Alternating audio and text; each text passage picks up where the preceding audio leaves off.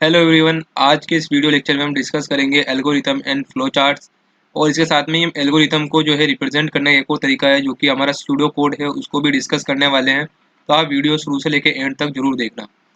तो सबसे पहले हम देखते हैं कि एल्गोरिथम क्या होती है। So the algorithm is a set of precise यानी कि अम्बिजियस स्टेप्स या फिर rules that specify how to solve some problem और परफॉर्म सम टास्क। ठीक है, तो ये क्या होते हैं, एक तरह से प्रिसाइज और एम्बिजियस यानी कि जो कि क्या होते हैं, अनएम्बिजियस मतलब होता है स्पष्ट, यानी कि जो भी आप स्टेप है वो क्या होंगे, स्पष्ट होंगे। जो भी आप रूल डिफाइन करोगे वो क्या होंगे, स्पष्ट होंगे। ठीक है, तो एक तरह से क्या है, ये सेट है प्रिसाइज स्टेप्स का, या फिर आप कह सकते हो स्टेप्स का। ठीक है, या फिर आप कह सकते हो रूल्स का। ठीक है, तो इससे आप क्या कर सकते हो, कोई भी जो प्रॉब्लम है उसको आप इजीली सोल्व कर सकते हो, या फिर कोई टास्क है उसको परफॉर्म कर सकते हो। तो इस तरह से इसकी डेफिनेशन क्या बन जाती है कि an algorithm is a sequence of steps to solve a particular problem, or an algorithm is an ordered set of unambiguous steps that produce a result and terminate in a finite time. ठीक है, correctly performing an algorithm might or might not be solve a specified problem if the algorithm is flawed or not appropriate to the problem. ठीक है, तो अगर आपकी algorithm जो है appropriate to the problem होगी तो वो प्रॉब्लम उससे सोल्व हो जाएगी। अगर वो जो है प्रॉब्लम के अप्रोप्रिएट नहीं होती है तो आपकी प्रॉब्लम नहीं सोल्व होगी। ठीक है, तो there are two main closely related task in study of algorithm, designing an algorithm to solve a specific problem, और दूसरा इसका जो है टास्क है वो है एनालाइजिंग ए गिवन एल्गोरिथम। ठीक है, तो the study of algorithm is called algorithmics and is at the core of computer science. ठीक है, तो एल्गोरिथम की स्टडी को हम क्या कहते हैं, एल्गोरिथमिक्स। ठीक है, इसके बाद हम देखते हैं कि जो एल्गोरिथम है उनको हम एक्सप्रेस कर सकते हैं एज ए सूडो कोड, और it can be represented by the flow chart. ठीक है, तो जो एल्गोरिथम होती है वो क्या होती है, कोई भी आपको कोई कोई टास्क दिया गया है या फिर आपको कोई जो प्रॉब्लम है वो सोल्व करनी है, तो उसके लिए आप जो है पहले सोचोगे कि उसको आप कैसे सोल्व करोगे। तो जो आप स्टेप्स सोचोगे, जो आप रूल डिफाइन करोगे, वही क्या होती है, अगर वो प्रिसाइज है और एक यूनिक मैनर के अंदर है तो वो क्या है, एक तरह से एल्गोरिथम है। जैसे मैं फॉर एग्जांपल बात करूं कि आपको कोई रेसिपी बनानी है, तो उसके लिए आप क्या सोचोगे सबसे पहले कि आपको कौन कौन से इंग्रेडिएंट्स चाहिए। सबसे पहले आप ये डिफाइन करोगे कि आपको क्या क्या इंग्रेडिएंट्स चाहिए, उसको आप नोट डाउन कर लोगे। ठीक है, अगर आप जो इंग्रेडिएंट्स है उसको जो है स्पेसिफाई वे में नोट डाउन करते हो, या फिर अगर आप, जैसे मैं कह रहा हूँ कि आपको डिटेल एल्गोरिथम लिखना है, तो आप क्या लिखोगे कि जितनी भी फूड आइटम है जो भी आपको चाहिए उस रेसिपी को बनाने के लिए, आप उसकी जो है क्वांटिटी भी साथ में लिखोगे। जैसे अगर आप कुछ बना रहे हो, ब्रेड बना रहे हो, तो उसके अंदर आप केक बना रहे हो तो उसके अंदर आप क्या लिखोगे, ब्रेड की क्वांटिटी कितनी चाहिए, केक आपको कितना बनाना है उस पर डिपेंड करेगी। ठीक है, और उसके साथ क्रीम चाहिए। ठीक है, तो ये सब क्या हो जाएंगे, आपके इंग्रेडिएंट्स हो जाएंगे, जो कि क्या है, एक तरह से एल्गोरिथम है। उसके बाद आप क्या बताओगे कि आप रेसिपी को बनाओगे कैसे। ठीक है, तो ये जो दो चीज़ें आपने जो डिसाइड करा है कि आपको कैसे जो है आपको केक को बनाना है, तो वो क्या है, एक तरह से एल्गोरिथम है। ठीक है, तो एल्गोरिथम भी क्या होता है कि कोई भी आपको प्रॉब्लम गिवन होगी तो आप उसके लिए एक स्टेप बाय स्टेप आप उस प्रॉब्लम को सोल्व करने के लिए रूल्स डिफाइन करोगे। वही जो स्टेप्स होते हैं वही जो आपके जो होते हैं एल्गोरिथम कहलाते हैं। अब आप, जब मैं आपको बता रहा हूँ कि जो एल्गोरिथम है उसको मैंने क्या कहा है कि सूडो कोड से भी रिप्रेजेंट कर सकते हैं और फ्लो चार्ट से भी रिप्रेजेंट कर सकते हैं। ठीक है, तो इसको वापस उसी एग्जांपल समझते हैं, जो हमारा केक हम बना रहे हैं। अगर वहाँ पे हम इंग्रेडिएंट्स के अंदर स्पष्ट रूप से नहीं लिखेंगे कि कौन सा इंग्रेडिएंट्स कितनी मात्रा में चाहिए, तो वो क्या हो गया, एक तरह से सूडो कोड हो गया है। ठीक है, और अगर हम उसमें स्पष्ट रूप से लिखेंगे तो वो एक तरह से क्या हो गया, डिटेल एल्गोरिथम हो गई। ठीक है, कितनी क्या चीज़ हमको कितनी मात्रा के अंदर कितनी क्वांटिटी के अंदर चाहिए। और जो फ्लो चार्ट होते हैं वो क्या होते हैं कि आप ये न्यूज़पेपर में देखते हो कि अगर कोई रेसिपी है उसके साथ में उसको किसी तरह से क्या कहते हैं, उस तरह से क्या इमेज के रूप में प्रेजेंट किया होता है कि शुरू में आपके कौन कौन से इंग्रेडिएंट्स होंगे, जो उसकी इमेजेस होती है, और बाद में जो कुक होके वो कैसा दिखाई देगा उसकी भी इमेजेस होती है। ठीक है, तो कोड के अंदर तो ऐसा कुछ नहीं होता, लेकिन जो आप फ्लो चार्ट होते हैं उसके अंदर जो है उसका ग्राफिकल या फिर जो पिक्टोरियल रिप्रेजेंटेशन होती है आपकी जो प्रॉब्लम है उसको कर सकते हो, और वही एक तरह से क्या है, एल्गोरिथम का रिप्रेजेंटेशन है in form of flow chart. तो ये जो होते हैं दो तरीके होते हैं आपके एल्गोरिथम को रिप्रेजेंट करने के लिए, वो एक एक करके हम डिस्कस करेंगे। उससे पहले जो एल्गोरिथम की कुछ हमारे पास बेसिक प्रॉपर्टीज है उसको डिस्कस करेंगे। सबसे पहले हम डिस्कस करते हैं कैरेक्टरिस्टिक्स ऑफ एन एल्गोरिथम। तो एल्गोरिथम के कुछ कैरेक्टरिस्टिक्स हैं, अगर ये इसको फॉलो करता है तो वो क्या कंसिडर किया जाएगा, एक गुड एल्गोरिथम। फर्स्ट है precision, the steps are precisely stated, यानी कि वो डिफाइन किए जाते हैं प्रिसाइजली। ठीक है, सेकंड इसका जो आता है कैरेक्टरिस्टिक वो क्या है, यूनिकनेस। तो यूनिकनेस क्या होती है कि result of each step are uniquely defined and only depend on the input and the result of the preceding step. मतलब क्या हुआ इसका कि जो हमारे सारे स्टेप वो जो होते हैं वो डिफाइंड होते हैं, यानी कि वो यूनिकली डिफाइंड होते हैं। मतलब कि वो किस पे डिपेंड करेंगे, या तो इनपुट जो हमने दिया है उस पर डिपेंड करेंगे, या फिर उससे जो पहले का स्टेप है उसका जो रिजल्ट होगा वही क्या होगा, अभी जो हमारा स्टेप है वो होगा। इसके बाद जो नेक्स्ट इसका करेक्टर आता है वो आता है फाइनाइटनेस, यानी कि जो एल्गोरिथम है वो स्टॉप कर जाता है after a finite number of instructions are executed. मतलब क्या हुआ इसका कि जो एल्गोरिथम होता है उसके अंदर जो होती है फाइनाइटनेस होती है, वो इन्फिनिटी नहीं होता है। गुड एल्गोरिथम जो होता है एक तरह से क्या होता है, वो फाइनाइटनेस होती है उसके अंदर, और वह कुछ जो है स्टेप्स के बाद क्या होता है, स्टॉप हो जाता है। इसके बाद हम देखते हैं प्रॉपर्टीज ऑफ एल्गोरिथम। तो एल्गोरिथम के अंदर जो है बेसिक 5 प्रॉपर्टीज होनी चाहिए जो यहाँ पे मेंशन की गई है। फर्स्ट है इनपुट स्पेसिफाइड, यहाँ पे आपको जो इनपुट आप लोगे वो स्पेसिफाई करना होता है एक गुड एल्गोरिथम के अंदर। और उसके बाद आउटपुट स्पेसिफाइड होना चाहिए और डिफाइनेटनेस होनी चाहिए। ठीक है, तो जो डिफाइनेटनेस होती है इसका मतलब क्या है कि जो हमारे जितने भी जो हमारे पास में क्या होंगे इंस्ट्रक्शन, मतलब कि जो हमारे स्टेप्स होंगे वो क्या होंगे, क्लियरली जो होंगे क्लेरिफाइड होंगे, या फिर उसको हम कह सकते हैं अनएम्बिजियस होंगे, यानी कि स्पष्ट होंगे। ठीक है, इसके बाद जो नेक्स्ट हमारे पास प्रॉपर्टीज आती है वो आती है इफेक्टिवनेस, मतलब कि जो हमारे हर स्टेप होगा वो इफेक्टिव होगा, उससे कुछ ना कुछ चेंज आएगा। ठीक है, और नेक्स्ट आता है लास्ट वो हमारा जो है इसकी प्रॉपर्टी जो कि है फाइनाइटनेस, जो कि अभी हमने डिस्कस कर लिया है।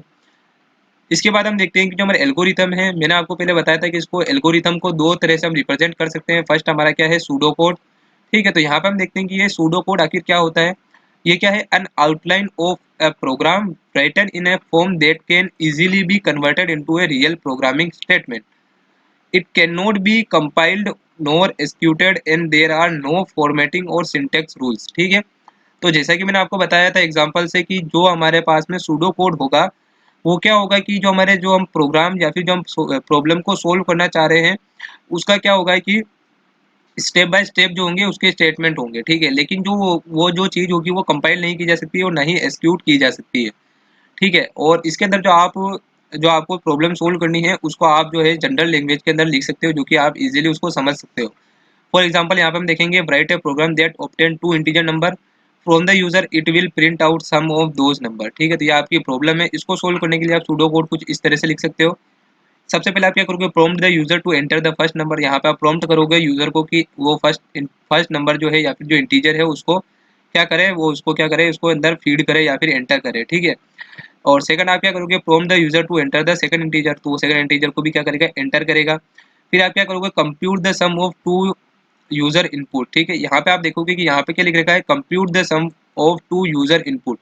वही अगर हम डिटेल एल्गोरिथम की बात करते हैं, यहाँ पे हम क्या करते हैं, यहाँ पे हम क्या करते हैं कि यहाँ पे हम फॉर्मूला लिख के बताते हैं to sum of two integer या फिर टू इनपुट्स। हम क्या करते हैं, इंटीजर को कुछ कंसीडर कर लेते हैं और यहाँ पे हम ए प्लस बी ऐसे कुछ जो हमारे ऑपरेटर्स हैं उनका यूज करके हम यहाँ पे दिखाते हैं। ठीक है, तो ये क्या हमारा सूडो कोड है, तो यहाँ पे हम क्या कर सकते हैं, उसको इजी लैंग्वेज में लिख सकते हैं जो हमारा कॉम्प्लेक्स जो भी हमारी प्रॉब्लम है या फिर जो हमारा प्रोग्राम है। Display and output prompt that explain the answer as the sum. ठीक है, उसके बाद हम करेंगे डिस्प्ले द रिजल्ट, जो भी हमारा सम का जो रिजल्ट होगा उसको हम डिस्प्ले कर देंगे। तो ये होता है बेसिकली आपका सूडो कोड। अब सूडो कोड के बाद जो हमारा सेकंड रिप्रेजेंटेशन ये आता है वो आता है हमारे पास में एल्गोरिथम। तो यहाँ पे हम समझने की कोशिश करेंगे कि जो हमारे एल्गोरिथम होते हैं उसको हम फ्लो चार्ट के रूप में कैसे रिप्रेजेंट कर सकते हैं। ठीक है, तो अभी मैंने शायद तक एल्गोरिथम वापस बोल दिया था, तो वो हम फ्लो चार्ट को अब हम समझेंगे कि फ्लो चार्ट क्या होता है और हम फ्लो चार्ट से जो एल्गोरिथम होते हैं उनको कैसे रिप्रेजेंट कर सकते हैं। ठीक है, तो इसको समझने के लिए मैं आपको बता देता हूँ कि जो हमारे फ्लो चार्ट होते हैं बेसिकली वो क्या होता है, जो भी जो हमारे एल्गोरिथम होते हैं उनका अगर हम ग्राफिकल रिप्रेजेंटेशन करते हैं या फिर हम इनका क्या करते हैं पिक्टोरियल रिप्रेजेंटेशन करते हैं, तो इसी को ही हम क्या कहते हैं, एल्गोरिथम कहते हैं। तो एल्गोरिथम में बेसिकली आपको ज़्यादा कुछ याद नहीं करना है, बस जो यहाँ पे आपको सिम्बल्स दिखे हुए हैं इन सब का आपको मतलब पर्पस और इसका डिस्क्रिप्शन पता होना चाहिए कि इनका हम यूज़ क्यों करते हैं। ठीक है, तो यहाँ पे क्या इसकी डेफिनेशन लिख रखी है कि जो फ्लो चार्ट है इस graphical representation of an algorithm होता है और इसके कुछ बेसिक सिंबल है जो आपको एज इट इज़ याद करने होंगे। ठीक है, तो फर्स्ट सिंबल आप देख सकते हो कि एक लाइन है, तो ये लाइन क्या है, फ्लो लाइन है, इसको आप क्या कहते हो, फ्लो लाइन कहते हो। और इसका जो आपका डिस्क्रिप्शन है ये क्या करती है, use to indicate the flow of logic by connecting symbols. ठीक है, तो ये क्या करती है, सिम्बल्स को कनेक्ट करती है और जो आपका जो भी लॉजिक है उसको बताती है, मतलब कि जो लॉजिक होती है उसको इंडिकेट करती है। ठीक है, इन ए स्पेसिफाइड मैनर। इसके बाद जो आपका सेकंड जो है आपका कुछ इस तरह का ओवल टाइप जो होगा सिंबल है, वो किसको रिप्रेजेंट करता है, वो टर्मिनल को रिप्रेजेंट करता है, यानी कि स्टॉप और स्टार्ट। तो आप जब भी स्टॉप और स्टार्ट लिखोगे किसी प्रोग्राम के अंदर सबसे पहले आप क्या करोगे, इस तरह का आप ये फिगर बना लोगे और इसके अंदर आपके लिखोगे स्टार्ट लिखोगे या फिर आप इसके अंदर क्या लिखोगे स्टॉप लिखोगे, ठीक है। Use to represent start and end of flow chart, ठीक है। इसके बाद आपको कुछ इस तरह का समांतर चतुर्भुज जिसे हम क्या कहते हैं पैरेललोग्राम कहते हैं, इसका हम यूज करते हैं इनपुट और आउटपुट को रिप्रेजेंट करने के लिए। तो जब भी आपको इनपुट और आउटपुट लेना होगा तो जो भी आपको इनपुट आउटपुट लेना होगा वो इसके अंदर आप लिखोगे, ठीक है। Use for input and output operations. इसके बाद आती है आपकी प्रोसेसिंग, यानी कि जो आपका ये रेक्टेंगल है, जब भी आप ये रेक्टेंगल यानी कि जो आयत बनाओगे तो इसके अंदर आप जो भी लिखोगे वो क्या होगी प्रोसेसिंग वाली चीज़ें होंगी, जैसे कि आप कुछ कंप्यूट कर रहे हो, कुछ कैलकुलेशन कर रहे हो, ठीक है, तो वो इसके अंदर आप लिखोगे। Use for arithmetic operation and data manipulation, ठीक है। अरिथमेटिक ऑपरेशन क्या हो सकते हैं, सब्सट्रैक्शन, एडिशन, डिवीजन, ये सब जो है आपके क्या हो सकते हैं अरिथमेटिक ऑपरेशंस हो सकते हैं। अब इसके बाद हम नेक्स्ट डिस्कस करेंगे जो कि है हमारा डिसीजन। तो डिसीजन, जब भी आपको डिसीजन वाला कोई स्टेप लेना हो तो आप क्या इस तरह का एक फिगर या फिर आप सिंबल बनाओगे और इसके अंदर आप जो भी डिसीजन लोगे वो आप लिखोगे। Use to represent the operation in which there are two alternative true और फॉल्स कंडीशन होगी, ठीक है। जब भी आप क्या करोगे कि इफ एल्स स्टेटमेंट का यूज करोगे तो यहाँ पे आपको दो कंडीशन देखने को मिलेगी। या तो आपका जो जो कंडीशन आप दोगे वो ट्रू हो सकती है या फिर वो जो होती है फॉल्स हो सकती है। तो आप इसका इसका यूज करके उस कंडीशन को बताओगे इस तरह से कि जो कंडीशन है वो ट्रू है या फॉल्स है, तो वो क्या जो है आपका प्रोग्राम एग्जीक्यूट होगा, ठीक है। इसके बाद में जो ये आपका जो सर्कल है वो रिप्रेजेंट करता है ऑन पेज कनेक्टर को। Use to join two different flow line, तो ये टू डिफरेंट फ्लो लाइन को कनेक्ट करने के लिए यूज किया जाता है। इस तरह का आपको सिंबल यूज करना है जब आप क्या बनाओगे ऑफ पेज कनेक्टर, ठीक है।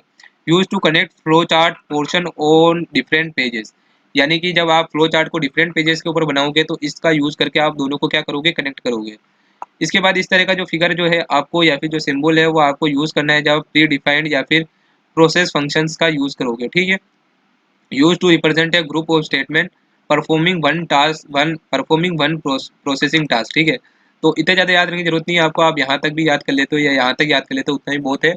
आपको ये जो है उसके अंदर एग्जाम में डेफिनेशन लिखने के बाद ये सब आपको सिंबल बनाने हैं और इनका क्या यूज़ होता है वो आपको बताना है।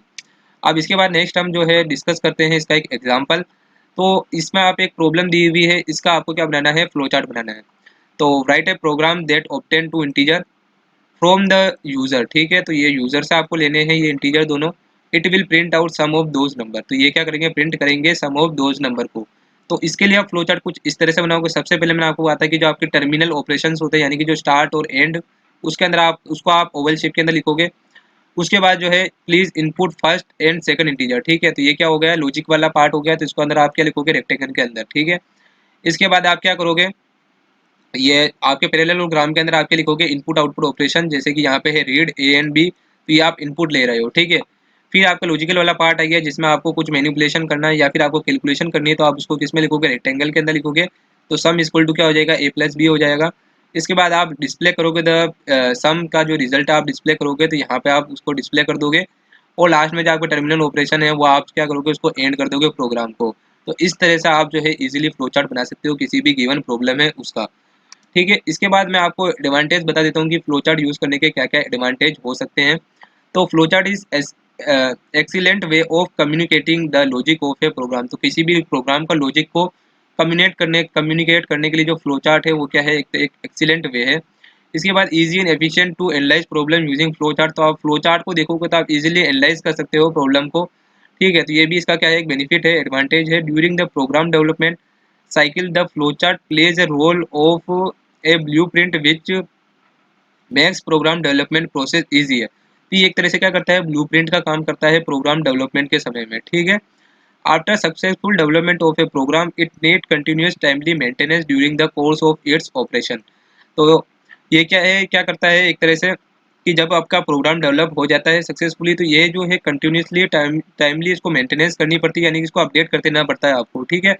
द फ्लोचार्ट मेक्स प्रोग्राम और सिस्टम मेंटेनेंस ईजियर, ठीक है। तो इसकी जो सिस्टम जो आप बना रहे हो जो आप प्रोग्राम बना रहे हो फ्लोचार्ट से उसकी मेंटेनेंस करना भी आपके लिए ईजी होता है। इसके बाद जो इसका नेक्स्ट एडवांटेज है वो है it is easy to convert the flowchart into any programming language code. तो आपको जो प्रोग्राम का जो लॉजिक है अगर वो आपको ईजिली समझ में आ जाता है फ्लोचार्ट के जरिए, तो आप इजीली उससे कोई भी जो है प्रोग्राम जो है बना सकते हो या फिर उसको कोड के अंदर कन्वर्ट कर सकते हो। तो ये हमने देखा कि फ्लो चार्ट क्या होते हैं और उसके एडवांटेज क्या थे। आई होप कि आपको वीडियो पसंद आया होगा, और अगर आपको वीडियो पसंद आया हो तो वीडियो को लाइक करके हमारे चैनल को सब्सक्राइब जरूर करें।